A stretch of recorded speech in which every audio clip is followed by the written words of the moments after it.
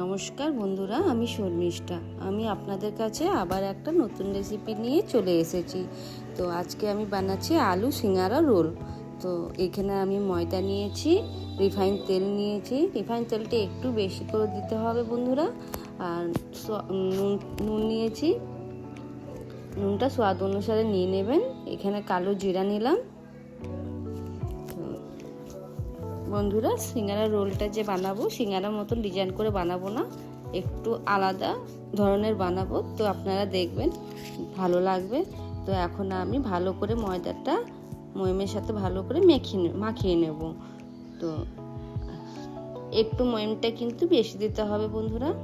দেখেন, আমার এখানে কিন্তু ময়দাটা ভালো করে মাখানো হয়ে গেছে ময়মের সাথে। এবার আমি অল্প অল্প জল দিয়ে ভালো করে মাখিয়ে নেব।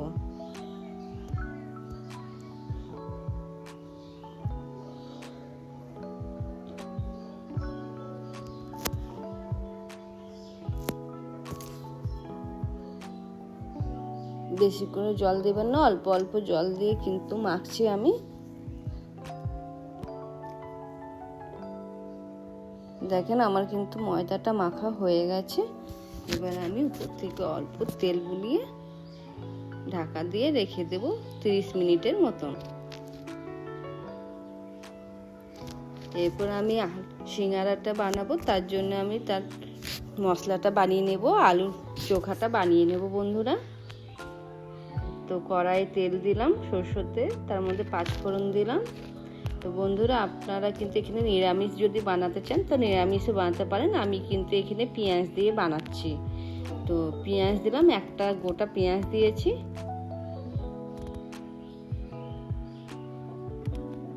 তো পেঁয়াজটা একটু লাল লাল হোক। তার মধ্যে অল্প গরম মশলা দিলাম।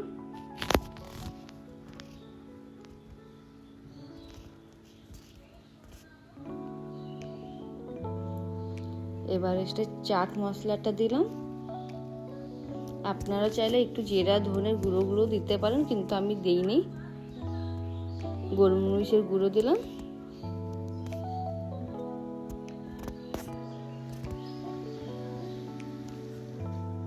আর স্বাদ অনুসারে নুনটা দিয়ে দিলাম।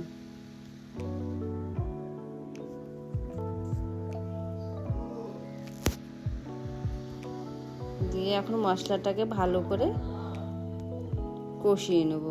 কষাতে হবে না বন্ধুরা, অল্পখানি ভাজলেই হলো। এখানে আমি 4খানা কাঁচা লঙ্কা দিয়েছি।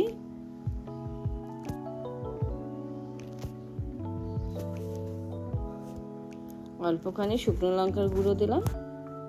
দিয়ে মশলাটাকে হালকা ভেজে নেব।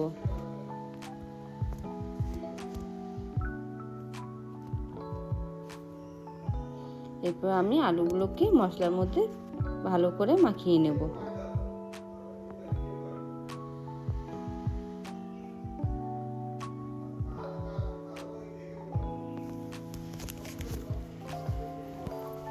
দেখুন, মশলাটাকে ভালো করে আমি কিন্তু ভেজে নিচ্ছি।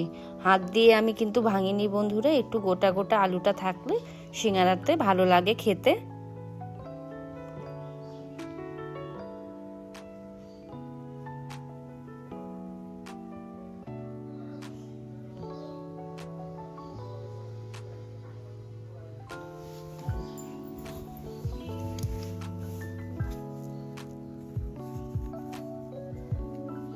এরপর কিন্তু আমি এখানে বাদাম আগে ভাজতে পারিনি, তার জন্য আমি একটা ছোট্ট প্যানে বাদামটাকে ভেজে নিয়েছি।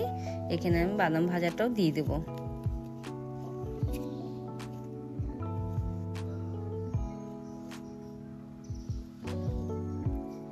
বাদাম ভাজা আপনারা দিতেও পারেন, নাও দিতে পারেন বন্ধুরা, আমি দিলাম।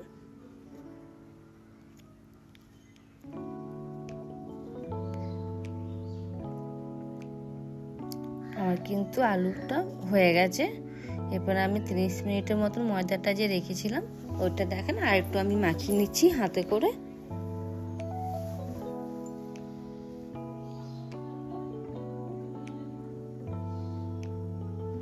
দেখেন, এবার আমি সিঙ্গারাটা যে কেমন করে বানাবো ওটা আপনারা ধ্যান দিবেন।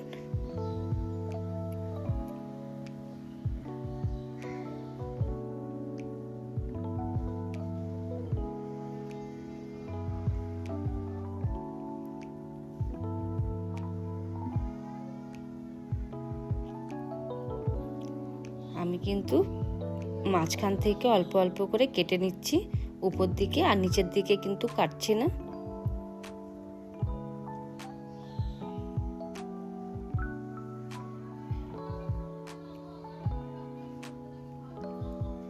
আর মশলাটা কিন্তু আমার একদম ঠান্ডা হয়ে গেছে, আমি ঠান্ডা করেছি, তারপরে আমি কিন্তু সিঙ্গারাটা বানাচ্ছি বন্ধুরা।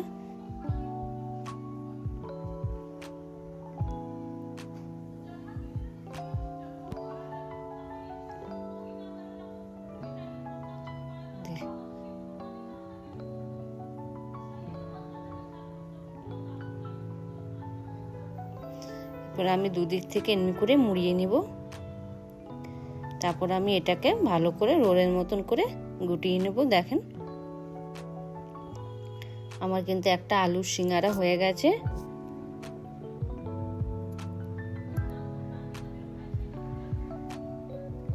আমি কিন্তু আরেকটা দেখিয়ে দিচ্ছি বন্ধুরা আপনাদেরকে বানিয়ে। আর খুব সহজ বানাতে, আর খেতেও কিন্তু খুবই ভালো লাগছিল।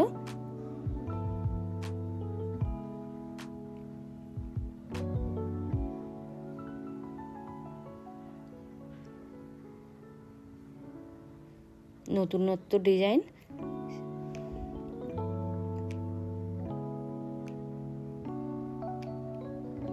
চারদিক থেকে একটু জল লাগিয়ে দেব।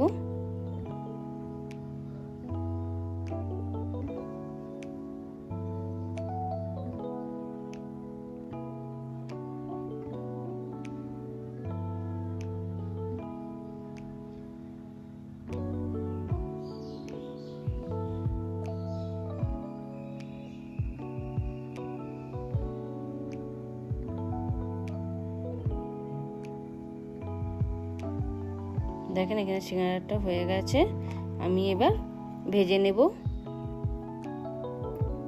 তো কড়াইয়ে আমি তেল দিয়েছি, আর তেলটা আমি আগে থেকে চাপিয়ে রেখেছিলাম, তো তেলটা গরম ছিল বন্ধুরা। তো আমি এক এক করে আলু সিঙ্গারা রোলটা দিয়ে দেব।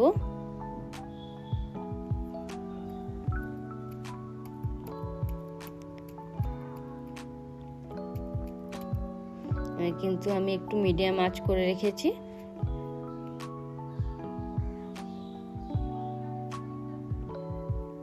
ভালো করে লাল লাল করে ভেজে নেব সিঙ্গারাটাকে।